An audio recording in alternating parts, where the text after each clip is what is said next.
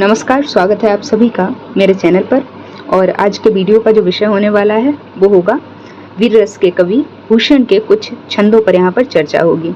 इस वीडियो के first part में बीए हिंदी ऑनर्स के सिलेबस में संकलित 3 छंदों पर चर्चा हो चुकी है। अब बचे हुए 3 छंदों पर विस्तार से चर्चा और व्याख्या की दृष्टि से, सप्रसंग व्याख्या की दृष्टि से आपको यहाँ पर बताया जाएगा कि किस तरह से आपको उत्तर लेखन करना है।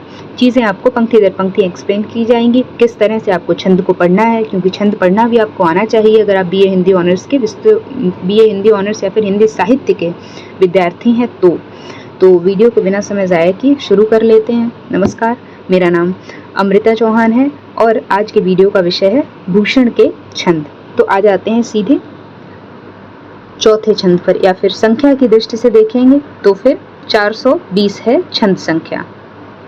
इस पर चर्चा आज होने वाली है। इसको एक्सप्लेन कर लेते हैं। सबसे पहले इसको एक बार रीड करेंगे और आप भी कोशिश करिएगा एक बार स्वयं से पढ़ने की, ताकि आपको भी पढ़ने में कोई समस्या उत्पन्न ना हो और आपको कैसे पढ़े जाते हैं छंद वो आपको पता लग जाए। चलिए इसको पढ़ते हैं।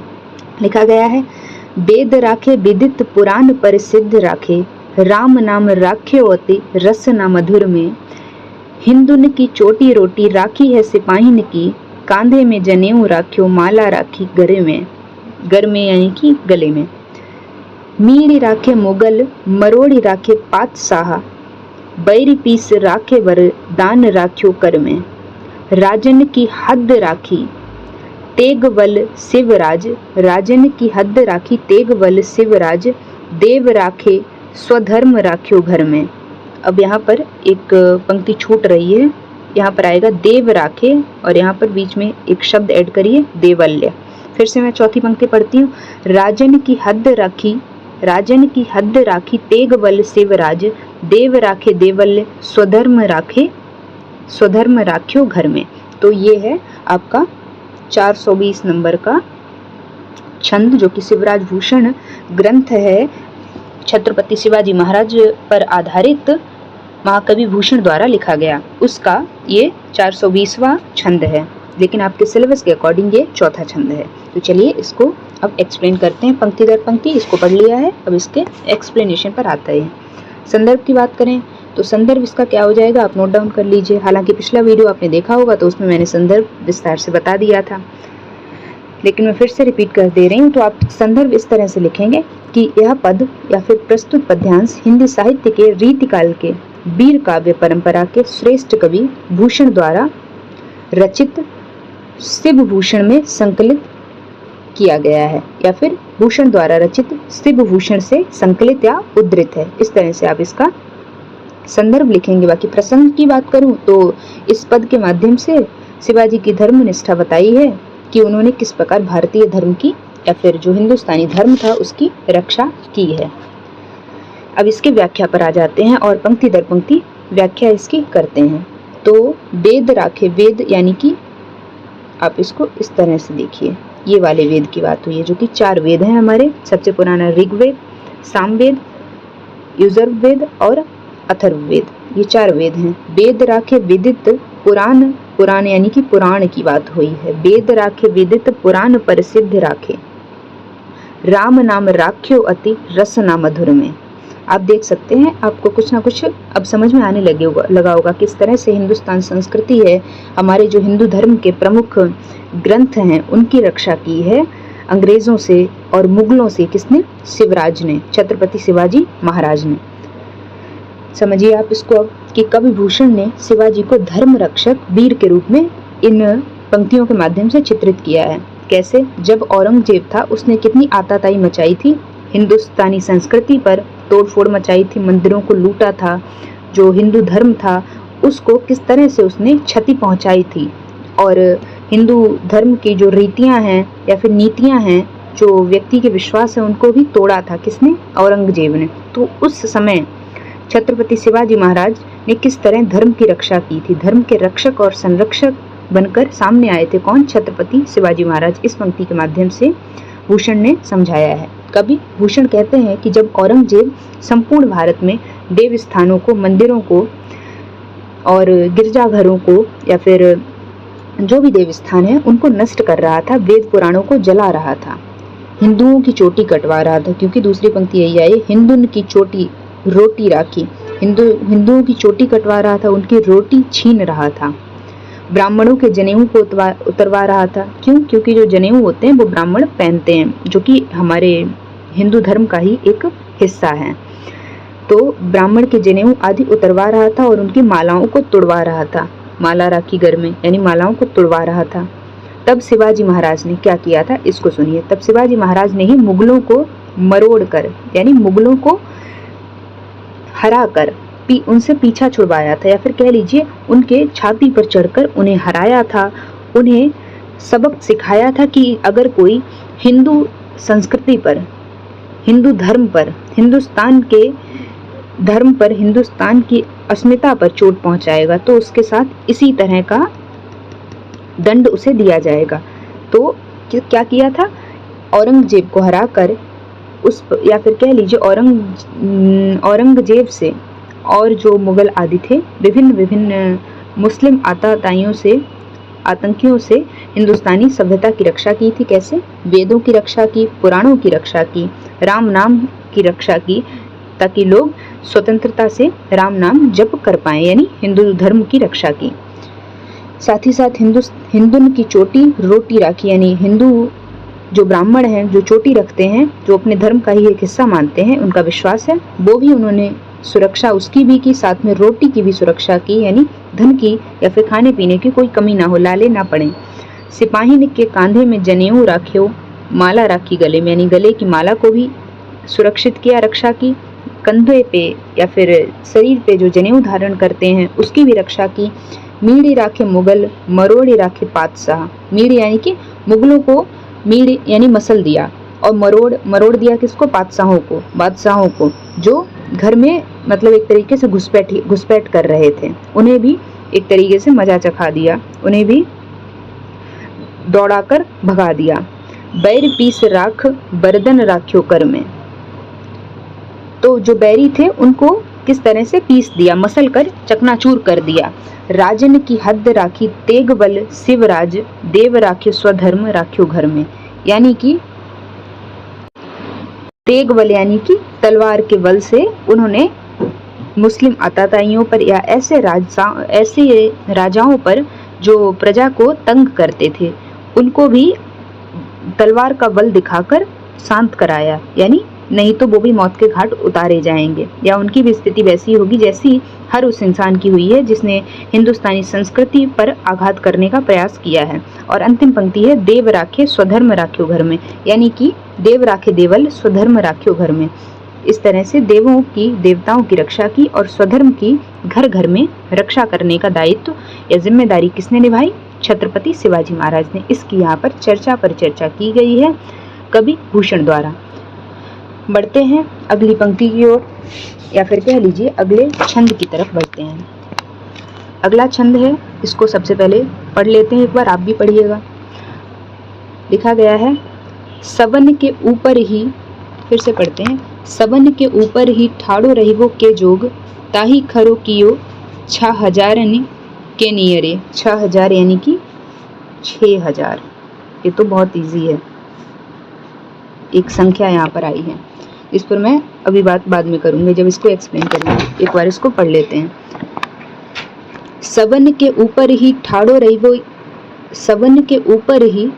रहिवे के जोग, ताही खरो कियो 6000 के नियरे।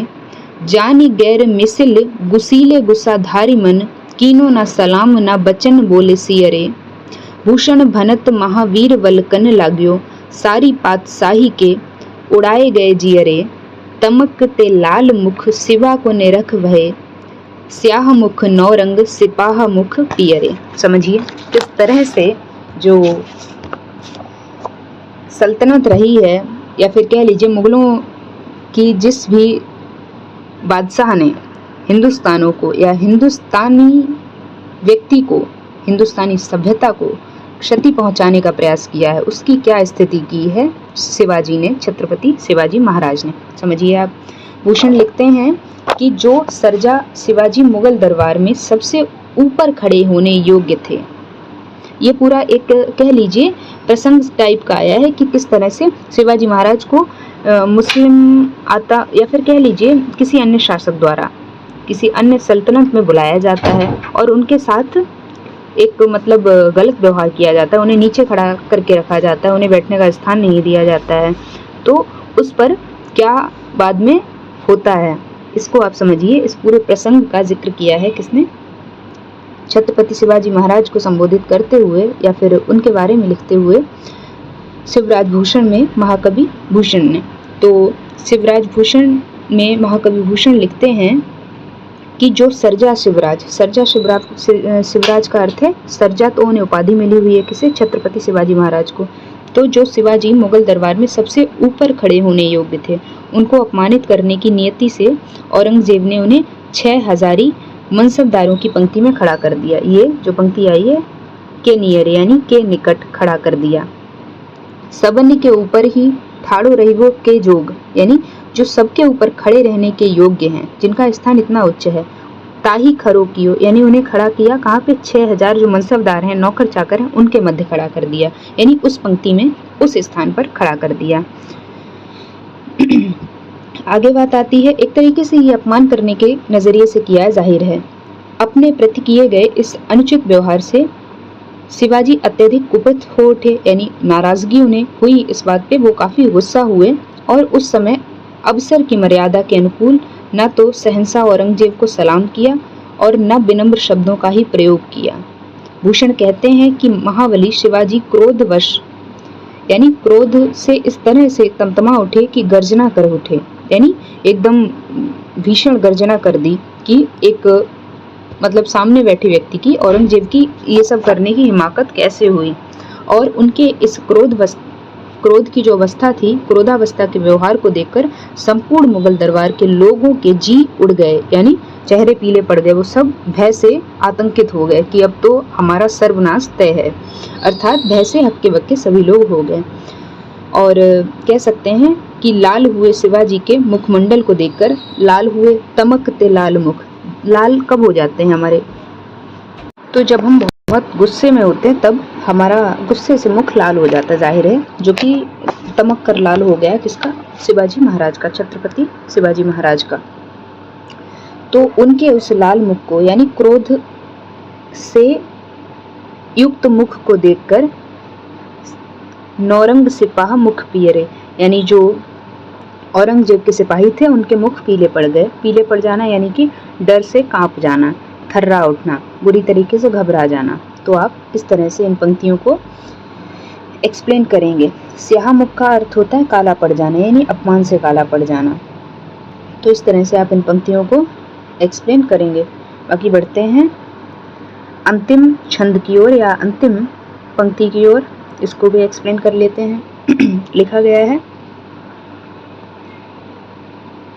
भूषण लिखते हैं कि राजत अखंड तेज, छाजत सुजस बड़ो, गाजत गयंद दिग्गजन हिय साल को, जाहि के प्रताप सो मलिन आफताब होत, ताप तजी दुर्जन करत बहु खयाल को, साज सजी गज तुरी पैदर कतार दीने, भूषण भनत ऐसो दीन प्रतिपाल को, आन राव राजा एक मन में न लाहूं अब, साहू को सराहूं कित सराहूं छत्र साल को, यानी साहू को सराहूं यानी उनकी सराहना करूं या छत्रसाल की सराहना करूं। अब इसको पूरा एक्सप्लेन करते हैं, एक प्रसंग देख लेते हैं कि आखिर किस बात पर यहाँ चर्चा हुई है।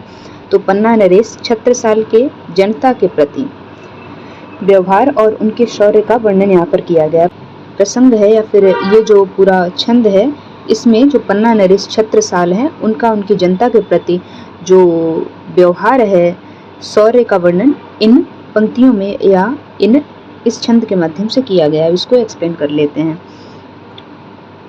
लिखते हैं, भूषण की अखंड तेज से विभूषित, राजत अखंड तेज, छाजत सुजस, सुजस यानी कि सोयस, बड़ो गाजत गयंद दिग्गजन हिय साल को, यानी कि लिखते हैं पन्ना नरेश के बारे में, भूषण की अखंड तेज से विभूषित हैं, जो जिनकी कीर्ति और यश का चारों ओर गुणगान है, चारों तरफ उनके यश और कीर्ति का गुणगान है, चारों ओर वो फैली हुई है, जिनकी सेना और उनके हाथियों की चित्कार से प्रत्येक दिशा के राजाओं के हृदय में भय आ जाता है, भय से भर जाते हैं, जिनके प्रताप को सुनकर विधर्मियों यानी विरोधियों के चेहरे की रौनक गायब हो जाती है, यानी वो डर से थर्रा उठते हैं। ऐसे राजा जो ब्राह्मणों अर्थात सज्जनों के ताप यानी कष्ट को हर कर उनकी पूरी चिंता मतलब जो उनकी चिंताएं हैं, परेशानियां उनको दूर कर देता है, जो सदैव अपनी सुसज्जित सेना पैदल सिपाहियों के साथ राज्य की रक्षा के लिए सन्नद्ध रहता है। ऐसे छत्रसाल को छोड़कर भला भूषण अपने मन में किस राजा के लिए सम्मान देख सकता है। भूषण कहते हैं कि मेरा मन तो कभी कभी भ्रम में पड़ जाता है कि साहू यानी शिवाजी के पौत्र को सराहूं या छत्रसाल को। तो इस तरह से आप बातों को एक्सप्लेन करेंगे। तो समझिए, ये जो पूरी पंक्ति है इसके माध्यम से कहीं ना कहीं भूषण ने अपनी जो शिवाजी के प्रति या फिर पूरा जो छत्रसाल या फिर कह लीजिए पूरा जो साम्राज्य है शिवाजी महाराज का या फिर उनके पूर्वजों का, उसके प्रति जो उनका प्रेम है, जो उनकी ईमानदारी है, उसको इन पंक्तियों के माध्यम से व्याख्यायित किया है। इसको आप व्याख्या या फिर विशेष में लिख सकते हैं कि इस छंद के माध्यम से या फिर इन पंक्तियों के माध्यम से राजा छत्रसाल की स्तुति का वर्णन या फिर उनकी स्तुति करते हुए इन पंक्तियों को लिखा है। किसने? महाकवि भूषण ने। और उनकी यश कीर्ति का यहाँ पर वर्णन किया गया है। तो इस तरह से आप बातों को एक्सप्लेन करेंगे। बाकी कुछ एक यहाँ पर मैं अर्थ बता देती हूँ। मैंने एक्सप्लेन तो हालांकि पूरा कर दिया, कुछ शब्दार्थ भी बता देती हूँ। आफ्ताब का अर्थ होता है सूर्य। आफ्ताब का अर्थ होता है सूर्य। और साथ ही साथ ताप तजी यानी कि त्याग देना। दुर्जन यानी कि जो बुरे व्यक्ति हैं, सज्जन का बेसिकली ये विलोम शब्द है दुर्जन। और बाकी यहाँ पर प्रतिपाल का अर्थ होता है रक्षक, यानी कोई जो संरक्षण करता है किसी का, एक तरीके से जनता का रक्षक, जनता का संरक्षक या जनता का पालन करता। तो ये जो पंक्तियां हैं या फिर इन शब्दार्थों के माध्यम से आप पंक्तियों को खुद से भी एक्सप्लेन करने की कोशिश कीजिएगा। बाकी आपको मैंने समझा तो दिया ही है। और वीडियो यहीं पर एंड होती है। मैंने चीज़ें बहुत विस्तार से बताई हैं। अगर कोई समस्या अभी भी रहती है तो आप मुझसे बेझिझक पूछ सकते हैं। बाकी इसके फर्स्ट पार्ट को उम्मीद है आप देख कर आए होंगे। नहीं देखा है तो अवश्य जाकर देखें, ताकि आपका पूरा ये चैप्टर 1 जो है या फिर ये टेक्स्ट है ये पूरा कंप्लीट हो सके और आप परीक्षा में अच्छा उत्तर लेखन कर पाएँ। क्योंकि मेरा यही उद्देश्य है, जो समस्याएं मैंने फेस की थी अपने समय में वो आप ना फेस करें। और मैं चीज़ें इसीलिए आपको बहुत ही एडवांस में एक्सप्लेन कर देती हूँ। और अगर कोई समस्या है तो आप मुझसे पूछिए। व्यक्तिगत तौर पर जुड़ना चाहते हैं तो आप इंस्टाग्राम पे मुझसे जुड़ सकते हैं। अपने साथियों को चैनल से जोड़ें ताकि उनकी भी कुछ मदद हो सके। और अगर वीडियो अच्छा लगता है और लगता है कि यहाँ से आपकी मदद हो रही है तो अपनी प्रतिक्रिया कमेंट सेक्शन में अवश्य दें कि आपको कैसे मतलब किस तरह से चीज़ें समझ आ रही हैं या मैं क्या बेहतर कर सकती हूँ। और किसी पर्टिकुलर टॉपिक पे आपको वीडियो चाहिए तो वो भी आप मुझे बताएं ताकि मैं आपको वीडियो समय से दे पाऊँ। मिलते हैं किसी अन्य महत्वपूर्ण वीडियो में अन्य महत्वपूर्ण टॉपिक के साथ में। तब तक के लिए चैनल से जुड़िए। और बहुत से वीडियोस चैनल पर अपलोड किए जा चुके हैं, जाकर देखिए। आपके सिलेबस को लगभग पूरा कंप्लीट किया गया है यहाँ पर, या भविष्य में आप जिन टॉपिक्स को पढ़ने वाले हैं उनको भी कंप्लीट किया जा चुका है। प्लेलिस्ट मिल जाएंगी प्रत्येक सब्जेक्ट से संबंधित, तो जाकर आप एक एक वीडियो खोज पाएंगे बड़ी ही आसानी से। मिलते हैं किसी अन्य महत्वपूर्ण वीडियो में। तब तक के लिए thanks for watching this video.